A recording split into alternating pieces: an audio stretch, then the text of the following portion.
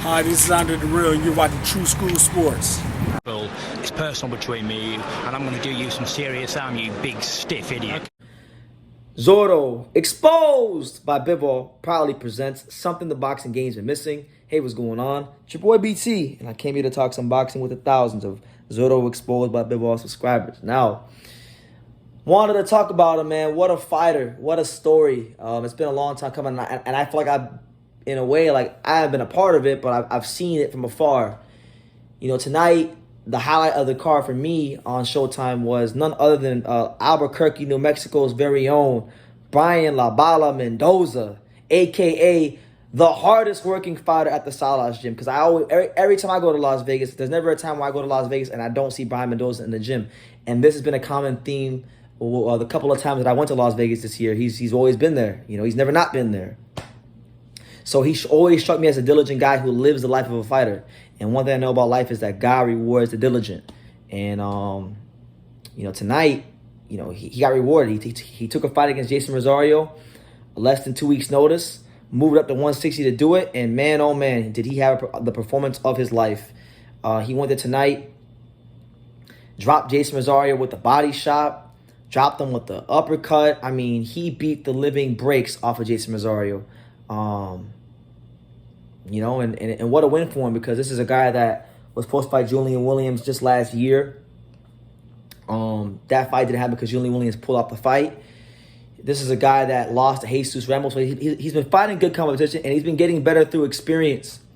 And this is also a guy that, you know, like I said, he's always at the Salas gym. So anybody who knows anything about that Salas Boxing Academy, the House of Fundamentals, knows that they get that world-class sparring in there. So he's, as he alluded to in the post-fight interview, Caleb Plant, Carlos Adames, Caleb Plant, Ares 90 Lara, these kind of guys, top fighters. You know, he's sparring these guys every single day, and he's challenging himself every single day. And I watched Brian's fight against Jeison Ramos last year. He did things in this fight that I've never seen him do, and that's down. And I think the reason why I'm seeing these improvements from him is down to his preparation. You know, he's been saying it the best all week.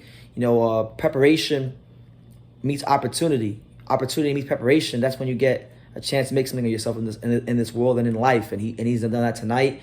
And he's announced himself as a player in the 154 division. So I think there's some great fights out there for Brian Mendoza. You know, he called out Eric Lubin.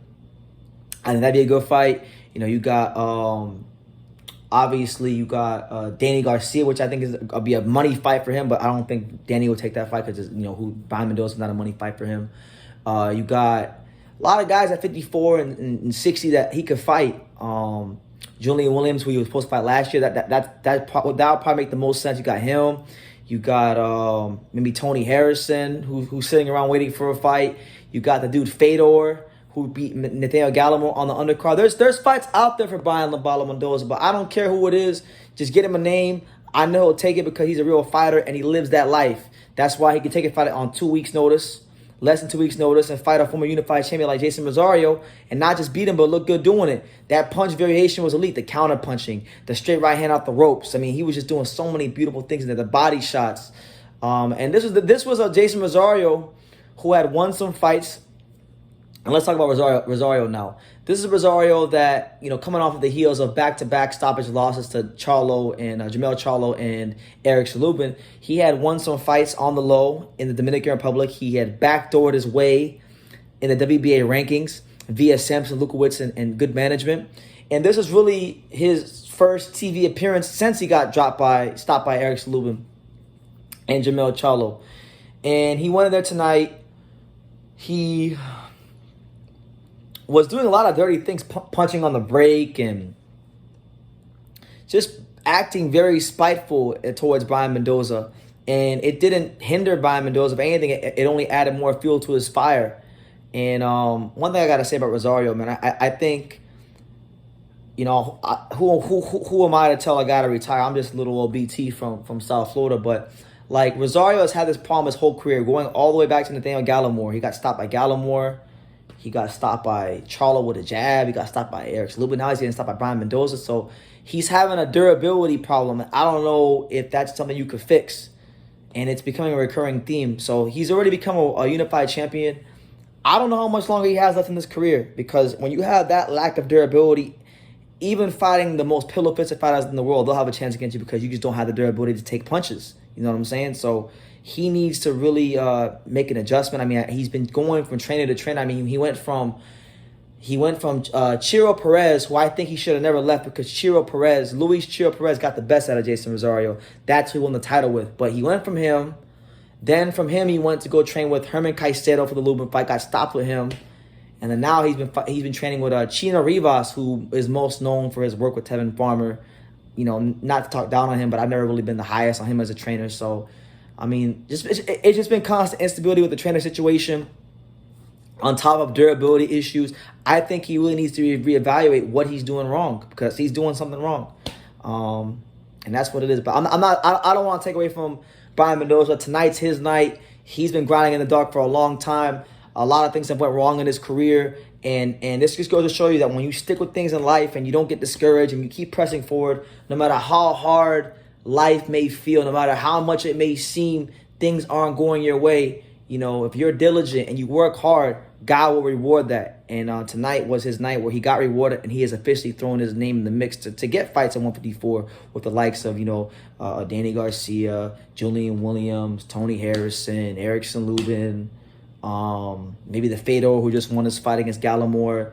There's a lot of options out there for Mendoza, and I'm okay with PBC mixing him, matching him with any of the names I just mentioned, because when you can box like that, when you show the variation of punches like he had tonight, and you're strong and you're sturdy and you got pop, you know, you're a tough out for anybody in your weight class. So yeah, Brian Labala Mendoza, the hardest working fighter at the Salas Gym, now gets a much needed victory so that the world knows who he is against Jeison Rosario. And for Jeison Rosario, it's been very sad to watch what's happened to him since the Charlo fight. He's has a durability problem, and he's always had it, going all the way back to the Gallimore fight. So I don't think he'll ever reach that level again.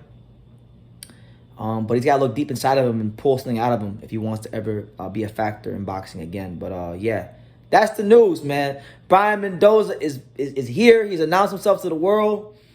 And to me, you know, just a tough out for anybody at 154 to 160. So I want to see him in there. He wants all the smoke. Make it happen. Happy for him. Deserves it. Shout out to him. Shout out to Salas and all the fine folks down at the Salas Boxing Academy. I'll leave your comments down below. Make sure you guys take the time to subscribe. And like I say in every single one of these videos, you can love me or you can hate me. But I'm just a kid from Daniel. So until next time, take care, guys. And I think True School Sports, he's the truth.